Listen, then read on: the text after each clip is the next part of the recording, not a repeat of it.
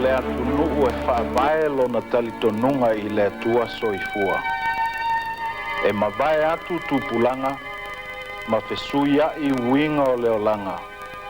Ae tu maupea sa moa I lona olanga talitonu I lana tapua'iga. E whaava noa na taimi ma lotu atu I le malu. E ama le lalolangi ae matau I le atua. Awa e afua mai maunga le manuia o se nuu.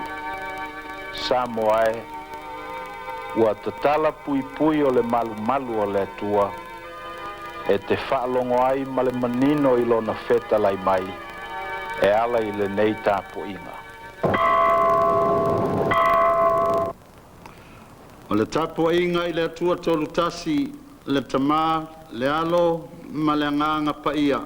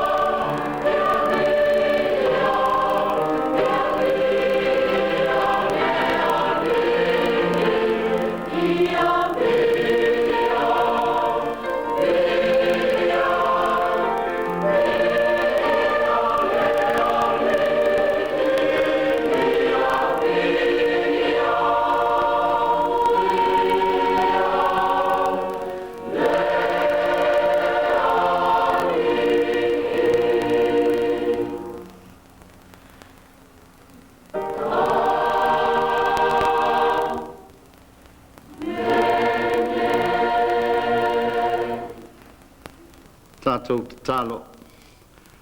Ngā pai ai, whatonu mai oe le nei tapua'iga a mātou sauni atu nei, ina ia tonu malelei, mai uatu I lovi'iga le ao ma le matai o le nei sauniga. Swafa mamalu o Iesu Keriso, lo mātou ali'i ma lo mātou whaola, o mātou tatalo ma o le atu ai nei. Amen. O le vi'inga o le atua, o le pese lua, tātou te vivi'i ai, lua le pese.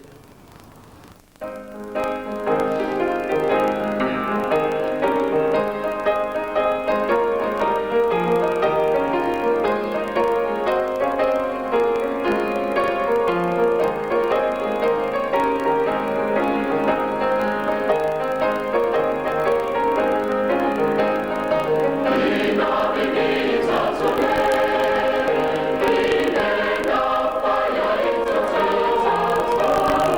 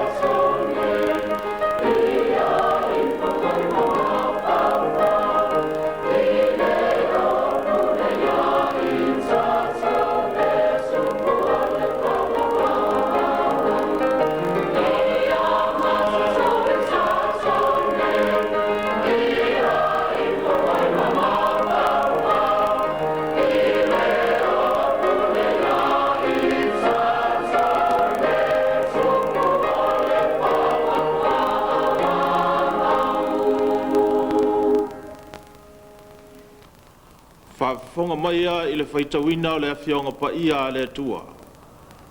O la maua se tusi mai le awhionga pa ia le atua mai le whengainga tuai. I le tusi Kenese i lona mata upu e tolu se fulu malua. O le au whaitawina mai le whai upu e lua se fulu malwha. Sa ia whangata mai le whai upu e tolu se fulu maltas. Whaafonga mai e le awhionga pa ia le atua. Wa tu ua foi a ko Poto tasi. Wa la whanga tua foi ma le tasi tangata ua o ina o ina. Wa iloa foi e ia, wa le malo ia te ia. Ona pa ia tu lea o ia i whainga o lona sui lapalapa. Ona se e lea o le whainga o le sui lapalapa o ia kopo, ina o la whanga tua mai ia. Wa whape mai foi o ia, tu mai ia o au i au alu. A wā wāo. A ua tali atu ia, o te letu ina atu lava oe se ia e whamanuia mai ia te au. O na whapea mai lea o ia te au, o ai e alo ingoa. O na tali atu ai lea o ia, o au o ia kopo. O na whapea mai lea o ia, e leto e ta ua lo ingoa o ia kopo, a o Israelu. A wā e peise alii, wa e Fīnau i le tua a toa matangata, ma ua e manu malo. Wa fisili atu fo i a kopo, ua whape atu, i nata umai au lo ingoa, o na tali mai lea o ia, se ale mea wa e fisili mai ai i lo ingoa. O na whamanuia lea o ia i a te ia i lea mea, o na wha ingoa atu lea i a kopo lea mea, o Penueli. A wā ua whapea ia, na o ilo ai le tua o ma fa sanga ilava a ua lave ina na alua ele la o iane o ia i Penueli o setusetu fo i lona vai.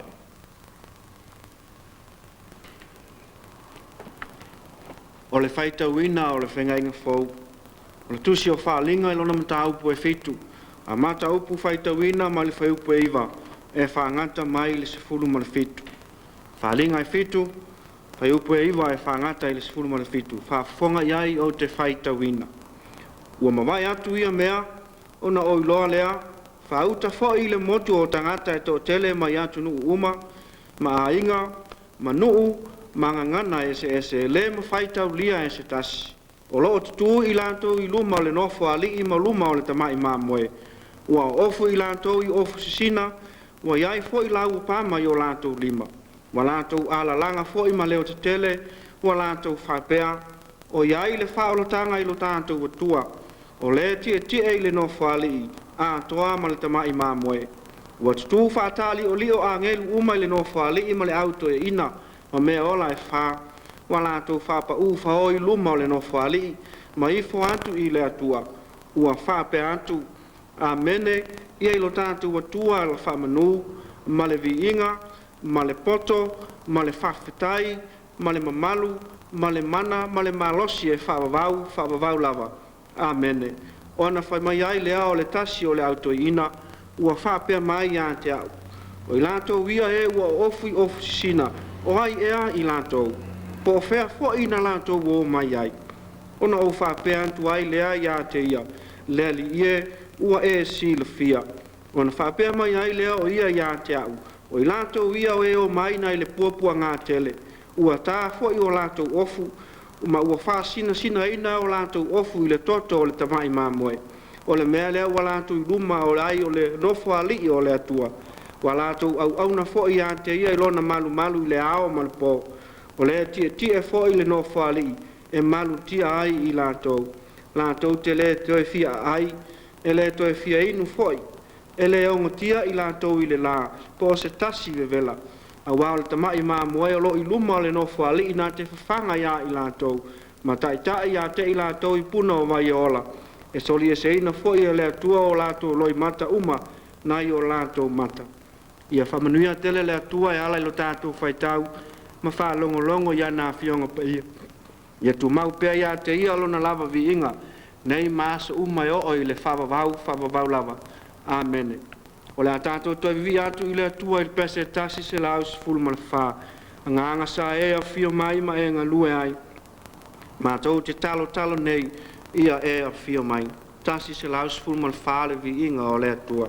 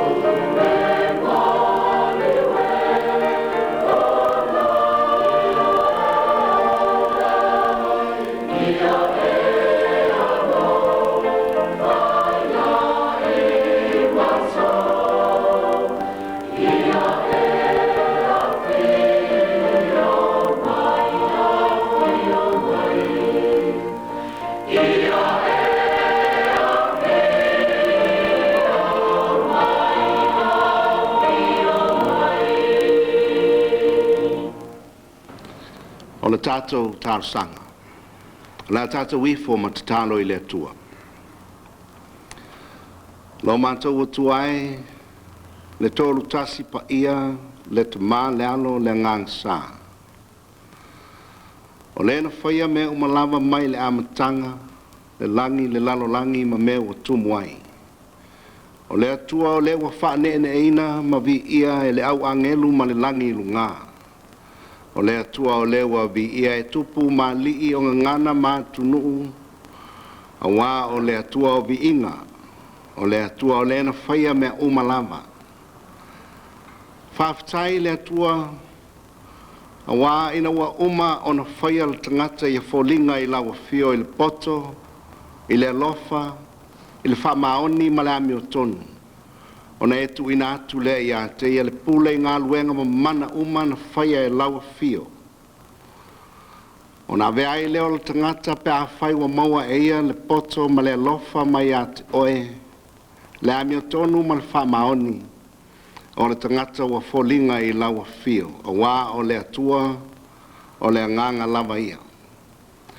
Whaftai le atua lo mātou ta mā I lo alofa I lo watu nu o Samoa. Mawai I lātou le tala le lei o le whaola tanga ona o lo lava alofa tu noa. E a wina mai o missionari, sulungi ai Samoa I ave malo losi o lo alofa tu noa. Wa nofo ai Samoa I le whalo fani nai le pongi sa. Mātou whaftai le atua I lo lava alofa tu noa I au ngāta mā o mawai. O ena e filifilia ina ia whai lātou mai e taliaina le tala le lei ina ia ola ai Samoa. Wa mātou atu i o luma, i la mātou tatalo, i la mātou whaafitai. Whaafitai ona ua e filifilia Samoa, e whai mātu nuu, e te fia iai, e whai mātu nuu, e au ngā e tau abeina le tala le lei nisi nuu o le Pasifika, ma nisi nuu o le lalolangi, e whaapei ona ta ape atu iai, lau lava atu nuu. Whaafitai ona o lau manatu mai, whaafitai le atua i au whaamanianga, e ulava ina pangatia i nisi taimi, e ulava ina maua i puapua ngā mamala whaafose i afe, ai whaafitai le atua, e te toi whaatula i mai lau lava alofa tu noa. E te toi whaaleleia mea ua leanga ai Samoa. I le ola i le tino, ai maise i lona ola whaaleanganga. Whaafitai ona ua e filifilia nisi, o lau lava atunu e whai, ma apa au le tala le lei e fola atuai le tala le lei, i nu i fafo le lalolangi. E wilava i lea lo mātou ta maa, ai mātou te langona le anganga whamau lalo. Mātou te o mai o luma i le mātou TAPUA'IGA nei. Lo watu nuu, Samoa i sae ma Samoa i sifo. Mātou te whamau lalo wā wale tusa lo walofa mai, ma mea ua mātou whai. O ta ua i mātou wale atu nuu kerusiano, ai pangā lea. E maua pēa i mātou le fefuli tuai. E whapena i le vāo mālo le lalolangi nei. E whapena fo i le nofo e kālesia i tutono o lau lava atu nuu nei. O lea mātou te whātu ese ma mātou whamau lalo atu le atuai e alofa ngia lo watu nuu. Whamangalo le atuai i mea ua fe ese a iai. Mātou te langona o iai taimi e whaapito ai le alofa o lea e kālesia i lea e kālesia o na o tau mai ngoa. Ai ngalo ai ai mātou o i mātou o le whanau e tasi, o le atunu e tasi. I e lofa ma whamangalo mea ua fe ese a iai ulu e kālesia. Mātou te tatalo le atua, o e lava o le tamao sulu whainga, ia e whamangalo tai o au e kālesia, o na ua ese lo mātou tau, a ua ese mea ua mātou whātaunuina. Mātou te sulu whai atu i lalo le sātauro Iesu Keriso lo mātou li i malo mātou whaola. Ia e whamangalo Samoa. Ai mātou te talo le atua ma mānai. Mātou te wala watu i lo lava alofa tu noa. E te saunia a wala. E leo iai le loa tangata. Ina ia mātou ngaru lue ai ma le whalo fani. Ia mātou ngaru lue ma le talitonunga e tasi le kālesia Samoa ma le lalolangi uma. Ia whapena ana ta ape atu loa tunuu i nue fia o le lalolangi ma le langona e tasi le kālesia o ao Iesu Keriso i le lalolangi. Ia whapena fo i le atua o na mātou whaataunuina. E leo lo mātou wala au leli ie. A le mātou whaia o lau whinangalo i so se mea iai whanau o loa tunu.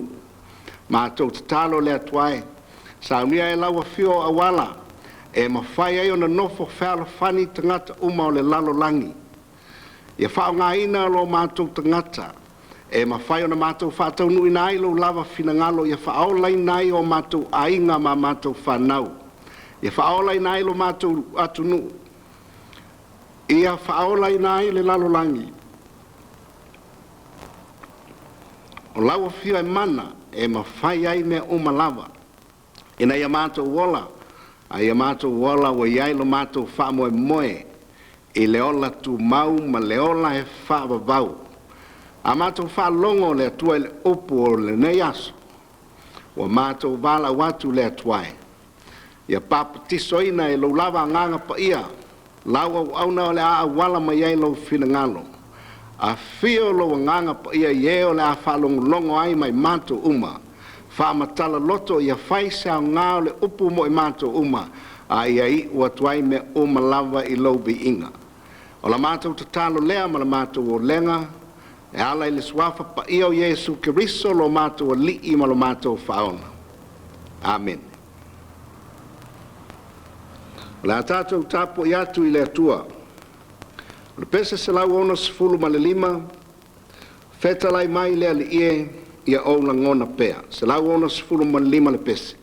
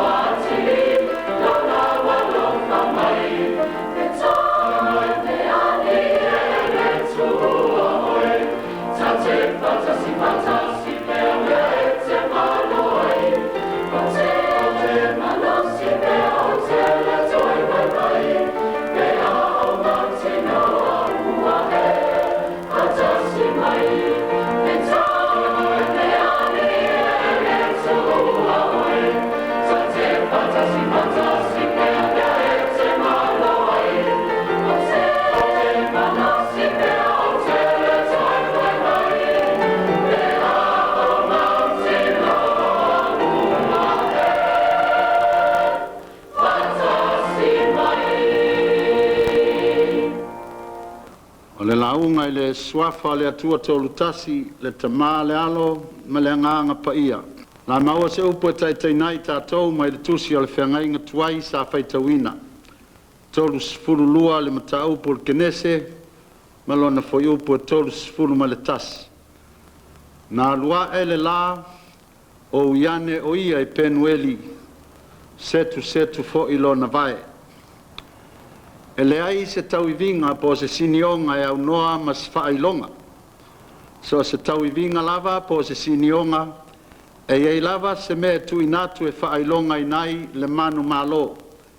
A leo se ipu, ia po ni tupe fo i e tu inatu i se tasi, po nisi ua maua le manu malo, mai se tauivinga po se sinionga sa whai.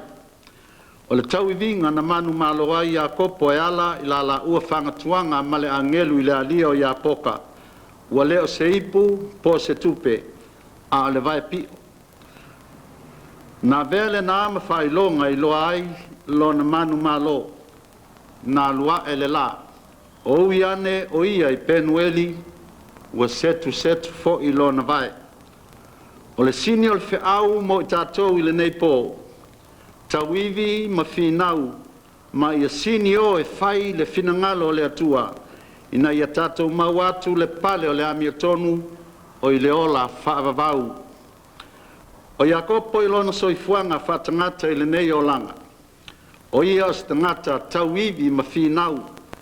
Na mata lava o na ola ia kopo i se o langa Tauivi ma Fīnau. a o iai o ia ni manawa o lon tina. Sa ia tau mawhai e uu le muni vai o e sau le aso lo la whana nau mai o i la ua o le masanga. O lo na ola Fīnau na ia whao ai le tofi o Lā'ulutō mai a e sau lo na uso i le ai e tas.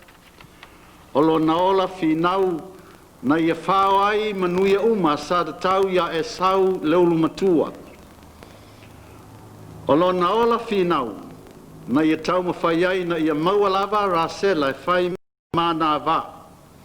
O lo na ola Fīnau na sa ili ai le tamau a inga ma moe povi ma oti au natu ia la pana le tuangane o lon tina. O lo na ola Fīnau foi na ia manu malo ai la ua whangatuanga ma le angelu i le alio ia poka na suia ai lo na ingoa ia kopo muri vae po le sio ia Israelu o le wali i le atua. Ma le taui po le whailonga na ia maua mai le nasi nionga o le vai pio. Na lua e le la o iane o ia i Penueli wa setusetu fo i lona vai. O se olanga songa Fīnau ma Tauivi whapena. Mo onga la ia ma sa afia finga le whailaunga mo so se uso e alofa ia Yesu. Ina ia tātou au whatasi ngā lulue ma le whamalosi mo le whaale leia o le nei lalolangi ma leia ma le pangatia.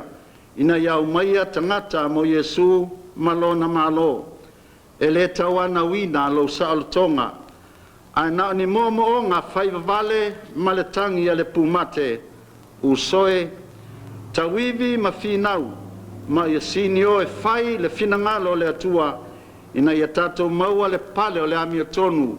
O i le ola e whawawau. Le whamoemoe maua lunga le nā. Nau whiti ai Paulo le aposetolo nu ese. Na ve ai lona mamalu, lona tamau a inga, lona le lei ma ona manu ia uma whale nei la lolangi. Whai ma mea e furi tua i ai, ma le fia i ai. Whai mai a ia, o taota ia mea uma, ina ua o maua keriso. Wa umona ia whatuina nisi o matati ai whainga tāo na toi au sia. Whai mai a ia, o lo uoti, o lo manuia lea, au lo uola o ia keriso lea, o te leo toi ola au, au keriso o lo ola i te tonu ia tea, o lo ulava ola foi o te le nau iai, se o whauma lo momoe ma le oli, o te moli tino atu le tala le leo le alofa tu noa le atua, nai loa le lei lava e Paulo.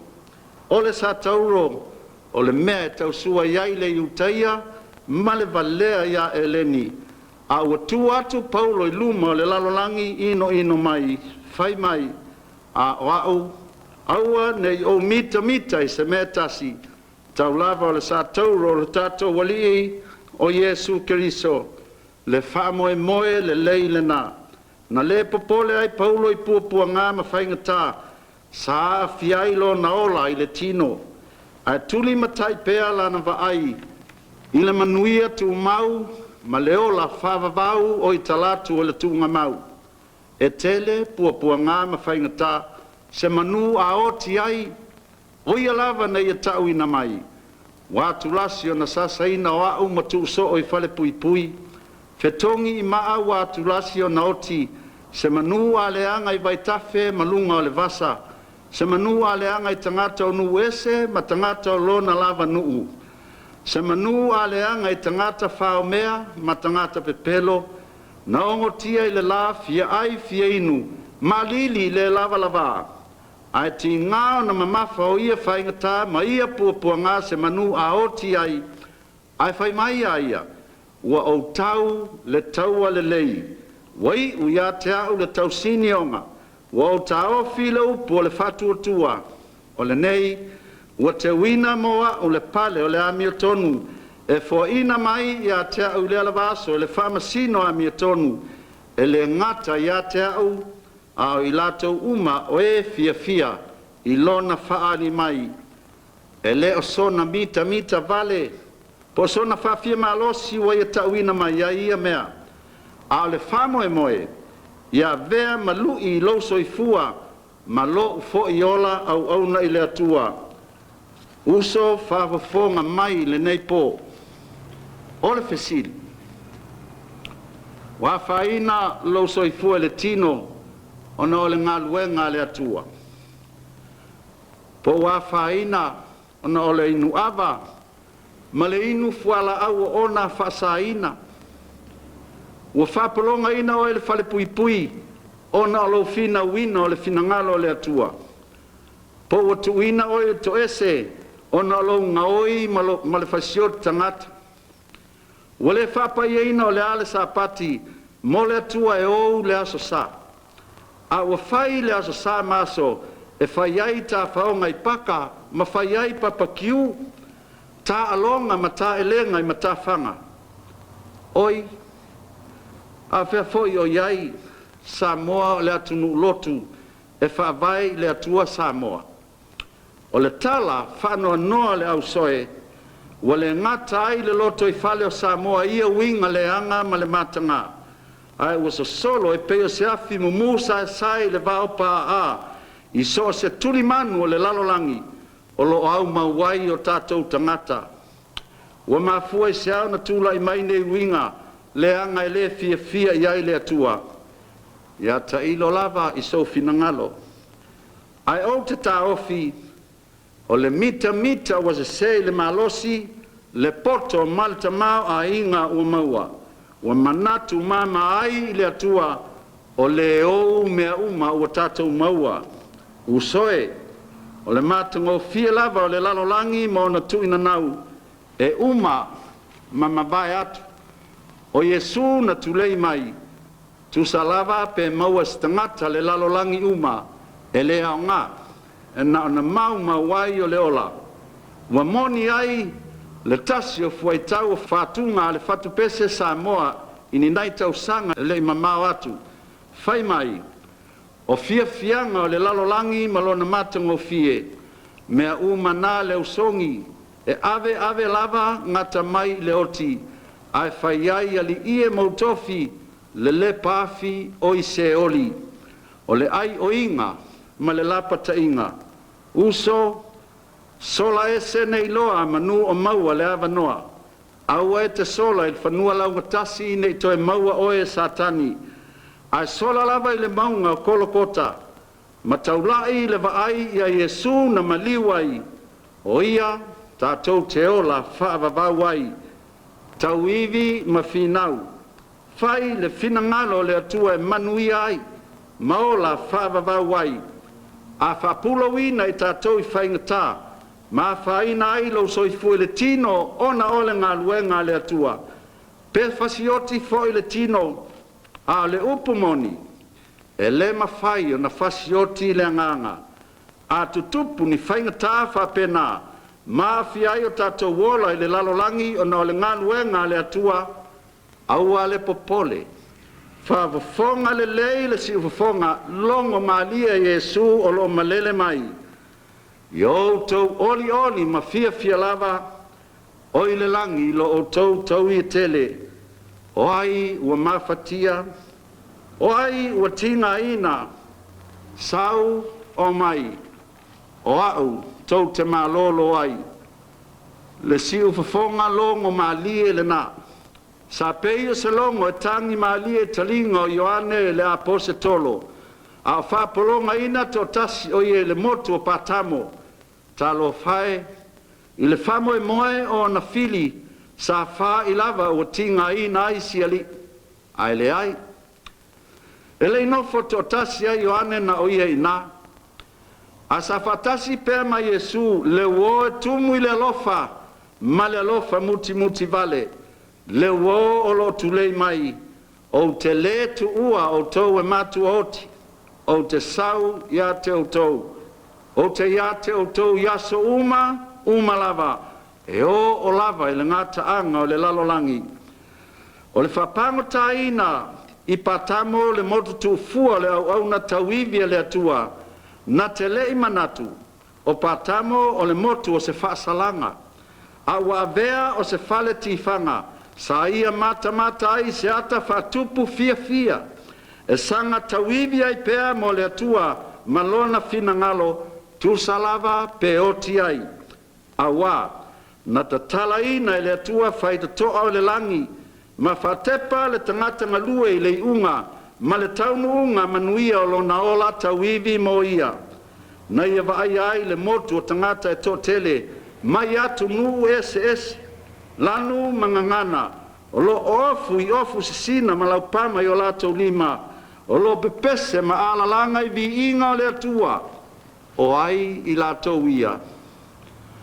O i lātou o e sa tauivi ma Fīnau mo le atua, mana fe'au le paneta le nei o lo e soifua ma tatou wolai. Samoa whaafafonga mai. Wa umaona saunia i Yesu le avanoa, tatou te o atu ai le nanu manaia ma le mafutanga e tumu i le fia.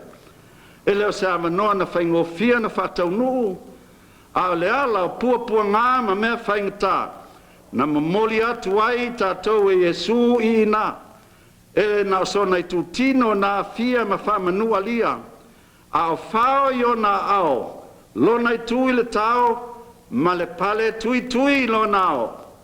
E mamai a te oe ia tinga, whaafafonga le lei lona tifafonga o lo vala au mai, le tangata anga salae, ua whai le nei mo oe.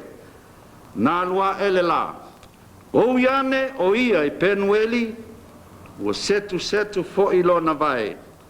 Usoe, a e fia awai le nā mafutanga i le ainga moni tumu i le fia ma le oli Fīnau Tauivi mo le atua mana fe'au o le lapatainga ai le o se whaatonunga whaalongo mangawa i le whautuanga le whatu pese kerisiano ngā lue ia se ia umai lo malosi tau mawhai muli ia Yesu. So ia le whaafifi le mu, nā lua e le la, o iane o ia i Penueli, ua setu fo i lona vai. Tasi fitu, le vi inga o le atua.